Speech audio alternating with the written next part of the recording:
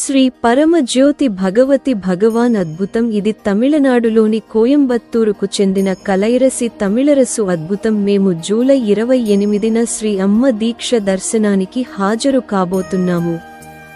దానికి 2 రోజుల ముందు నా భర్తకు తీవ్రమైన వెన్నునొప్పి వచ్చి ఆసుపత్రిలో చేరారు.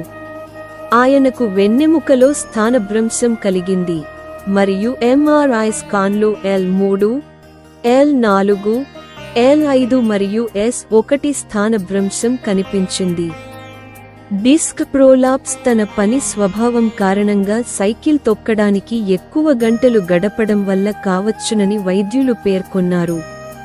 తక్షణ శస్త్రచికిత్స మాత్రమే పరిష్కారం అనిపించింది. దైవిక స్వస్థత కోసం, ఆయన నిత్య శక్తివంతమైన కృప కోసం మేము శ్రీ పరమజ్యోతి భగవతిని ప్రార్థించాము మరియు అతనికి సోమాన్ని ఇచ్చాము. ఆయన ఆసుపత్రి నుండి డిశ్చార్జ్ అయ్యారు. కాబట్టి మేము ఆగస్టు 5న శ్రీ అమ్మ దీక్ష దర్శనం కోసం నేమాకు రాగలిగాము. ఆయన కోలుకోవాలని మేము చేసిన ప్రార్థనల తర్వాత ఆయన ఫిజియోథెరపీ చేయించుకుంటున్నారు మరియు ఇప్పుడు మద్దతుతో నడవగలుగుతున్నారు. ఆయన నొప్పి కూడా గణనీయంగా తగ్గింది.